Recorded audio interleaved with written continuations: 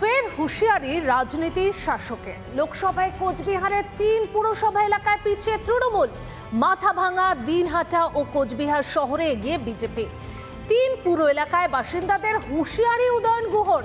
শাসকের রোষে বন্ধ উন্নয়ন। আমার নিজের দিনহাটা শহরের জন্য আমি 1 টাকা বরাদ্দ করিনি এবং কোচবিহার শহরের জন্য 1 টাকা বরাদ্দ করিনি। রাজনীতি মানে ক্ষমতার লড়াই, পেশি শক্তির লড়াই। সেই লড়াইতে টিকে থাকতে গেলে যা যা করা দরকার আপনার করুন।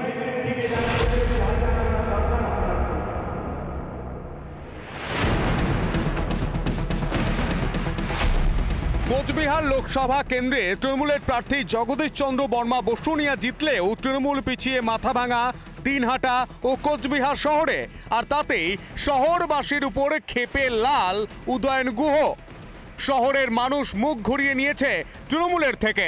শহরের মানুষ বিজেপির পক্ষে। কার্যত স্বীকার করে নিয়ে মাথাভাঙা, কোচবিহার ও দিনহাটায় উন্নয়ন বন্ধের হুঁশিয়ারি দিলেন উদয়ন গুহ। আমি মাথাভাঙা 1-এর জন্য 4 কোটি টাকা এবং মাথাভাঙা 2 ব্লকের জন্য 10 কোটি টাকা বরাদ্দ ব্যবস্থা করে এসেছি। মাথাভাঙা শহরের জন্য 1 টাকাও দেওয়া হয়নি এবং শুধু মাথাভাঙা শহর না, আমার নিজের দিনহাটা শহরের জন্য আমি 1 টাকা বরাদ্দ করিনি এবং কোচবিহার শহরের জন্য 1 টাকা বরাদ্দ করিনি। মাথাভাঙা শহরে নজরুল সদনে জয়ী প্রার্থীর সংবর্ধনা সভায় লক্ষ্মীর ভান্ডার নিয়েও হুঁশিয়ারি শোনা গেল উত্তরবঙ্গ উন্নয়ন মন্ত্রীর গলায়। দিদির কাছে বলবো যে লক্ষ্মীর ভান্ডারের ব্যাপারে আমাদের হাতে, অর্থাৎ জনপ্রতিনিধিদের হাতে কিছুমাত্র ক্ষমতা দেওয়া হোক, যাতে আমরা বেঁচে অন্ততপক্ষে এটা ভাবতে পারি যে কার লক্ষ্মীর ভান্ডারের প্রয়োজন আছে, কে লক্ষ্মীর ভান্ডার নিয়ে এই কথা বলেন যে কার বাবার টাকা দিন। তাদের একটা দেখিয়ে দিতে চাই কার বাবার টাকা দিতে চাই। ভোট দেওয়ার সময় পদ্ম ফুলে ছাপ দেবে, তাদের ব্যাপারে নিশ্চয়ই জেলা সভাপতি সহ অন্যরা বিশেষভাবে চিন্তা করবে। শুধু উদয়ন গুহই নয়, সাংসদ হয়েই আস্ফালন জগদীশ চন্দ্র বর্মা বসুনিয়ারও। যে কোনো মূল্যে জিততে হবে সব আসন, প্রয়োজনে পেশি শক্তি ব্যবহারের বার্তা দিলেন। আমরা 9 বিধানসভা জিতব। যেখানে সোজা আঙুলে ঘি উঠবে না, সেখানে আঙুলটাকে বাঁকাতে হবে। রাজনীতি মানে ক্ষমতার লড়াই, পেশি শক্তির লড়াই। সেই লড়াইতে টিকে থাকতে গেলে যা যা করা দরকার আপনার করবে। তবে কি ভোটে জিততে যে কোনো পন্থা অবলম্বন করতে পারে রাজ্যের শাসক দল? শাসকের রোষে বন্ধ হবে উন্নয়ন। তৃণমূল কংগ্রেসের বিরোধীতে রোকবার জন্য যে রুচিহীন রাজনীতি সর্বনিম্ন সীমাও অতিক্রম করেছে। উত্তরবঙ্গ উন্নয়ন দপ্তরের বরাদ্দ কাকে কোথায় দেওয়া হবে এটা প্রকাশ্যে যেভাবে তিনি বলছেন, একজন মন্ত্রী হিসাবে এই কথা কি তিনি বলতে পারেন? শহরাঞ্চলে তৃণমূল কংগ্রেস উত্তরবঙ্গ এবং দক্ষিণবঙ্গে ভরাডুবির পর এবার তারা অর্থনৈতিক সন্ত্রাসও শুরু করেছে। সরকারি প্রকল্পের সুবিধা পেতে ভোট দিতে হবে তৃণমূলকে। সরকারি প্রকল্পের টাকা কি তৃণমূলের? রিপাবলিক বাংলা।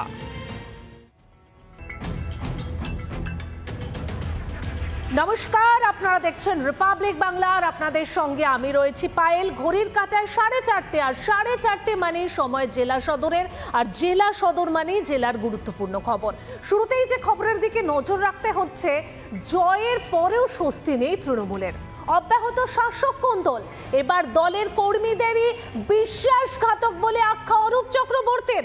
বিশ্বাসঘাতকদের তাড়িয়ে দেওয়া হবে দল থেকে, হুঁশিয়ারি বাঁকুড়ার জয়ী প্রার্থী অরূপ চক্রবর্তীর।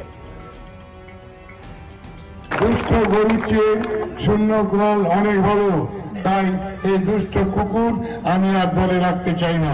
প্রকাশ্য জনসভায় দলীয় কর্মীদের হুঁশিয়ারি অরূপের।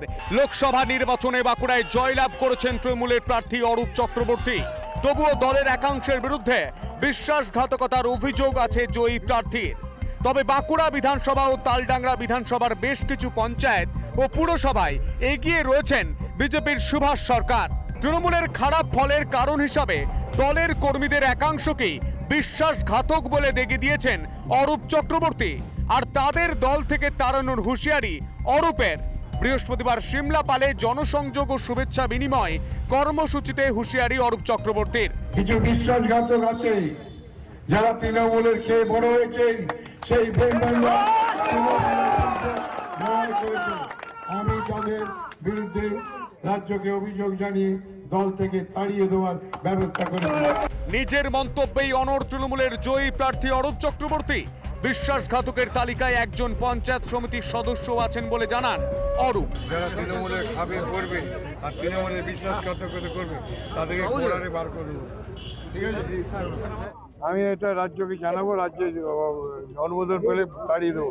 অরূপ চক্রবর্তীর বিস্ফোরক মন্তব্যকে ঘিরে শুরু রাজনৈতিক জল্পনা।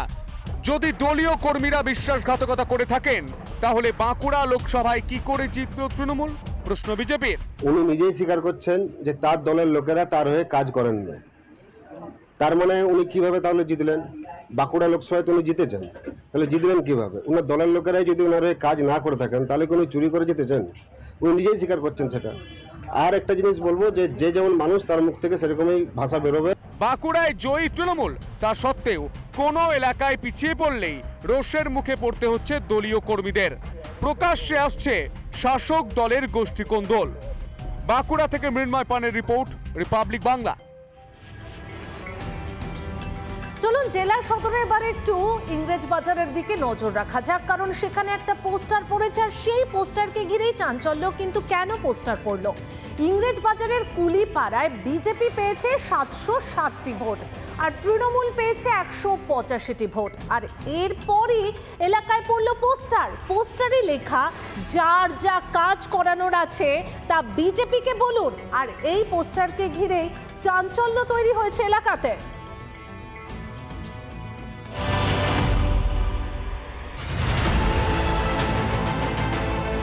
বাজার পুরসভা তৃণমূলের দখলে, অথচ পুরসভায় একের পর এক ওয়ার্ডে এগিয়ে বিজেপি।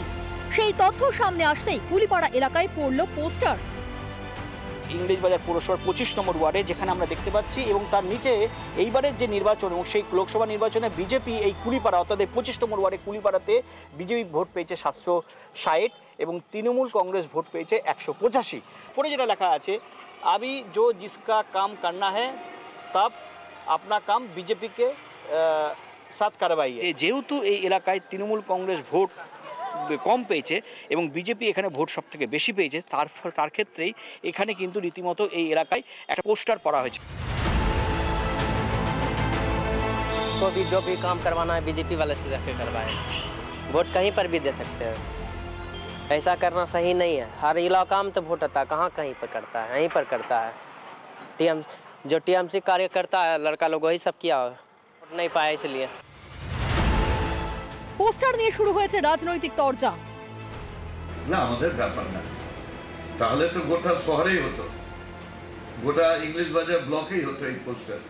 তা হয়নি, এটা বিচ্ছিন্নভাবে কে কি করছে ওটা ওদের ব্যাপার, আমাদের কোনো ব্যাপার নেই। যারা লিখে সেটা দিচ্ছে, এটা কোনো পার্টির পোস্টার আছে নাকি? বিজেপি সংগঠনের কেউ এত বোকা নয় যে এই পোস্টার দেবে, কারণ কাজ স্বাভাবিকভাবেই পৌরসভার মাধ্যমেই হয় এবং পৌরসভা তৃণমূলের কন্ট্রোলে আছে এবং কাউন্সিলরও তৃণমূলের আছে। বিজেপির এটা কাজ নয়, এটা তৃণমূলের গোষ্ঠীদ্বন্দ্বের ফল এবং একটা গোষ্ঠী আরেকটা গোষ্ঠীকে কালিমালিপ্ত করতে এই কাজ করছে। লোকসভা ভোটে মালদায় ধুয়ে মুছে সাফ তৃণমূল, আর এতেই কি শাসক দলের রোষের মুখে স্থানীয় বাসিন্দারা? এখন এই পোস্টার নিয়ে এলাকায় তীব্র একটা চাঞ্চল্য ছড়িয়েছে। মালদা থেকে ক্যামেরা সুশান্ত সরকারের সঙ্গে দীপঙ্কর গোস্বামী, রিপাবলিক বাংলা। বিধানসভা উপনির্বাচনে প্রার্থীদের নাম ঘোষণা তৃণমূলের। রানাঘাট দক্ষিণ বিধানসভা উপনির্বাচনে মুকুটমণি অধিকারীতেই ভরসা রাখলেন মমতা বন্দ্যোপাধ্যায়। আর এদিকে বাগদা থেকে টিকিট পেলেন মমতা বালা ঠাকুরের ছোট মেয়ে মধুপর্ণা ঠাকুর। লোকসভা ভোটে মতুয়া গড়ে তৃণমূলের ভরাডুবির পর বিধানসভা উপনির্বাচনে মতুয়া প্রার্থীতেই ভরসা রাখলেন মমতা বন্দ্যোপাধ্যায়।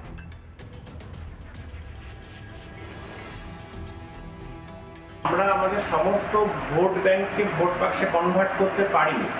রানাঘাট দক্ষিণের মানুষ তাদের আশীর্বাদ আমাদের উপরে রেখেছেন এবং আমি তাদের কাছে করজোড়ে বিনতি করব যে এলাকার সার্বিক ডেভেলপমেন্টের জন্য আপনারা এই উপনির্বাচনে আমাকে ভোট দিয়ে তৃণমূল কংগ্রেসকে জয়যুক্ত করুন। বাগদার মতুয়ারাই তারা চেয়েছে যে আমাদের মতুয়াদের ভিতরে প্রার্থী হোক এবং আমার তৃণমূল কংগ্রেস তো আছে সেখানে। আমরা আশাবাদী যে আমরা এটাকে রিকভার করে আমরা এবার জয়যুক্ত হব। আমার মা ঠাকুমা আমাদের ঠাকুরবাড়ি জানে চলে আসছে রাজনীতি থেকে। আমার মাই এখন যখন আছে এখানে রাজ্যসভার এমপি, আমার মাই আমার পিলার, আমার স্ট্রেংথ, সব কিছুই আমার মা। মানে বাগদার লোকেরা সবাই বুঝবে, অটোমেটিকলি ওরা আমাদের ভোট দেবে, আমাদের পেছনেই থাকবে। দুর্নীতি চলছে পশ্চিমবঙ্গে এবং সেই দুর্নীতির রানী হচ্ছে মমতা ব্যানার্জি।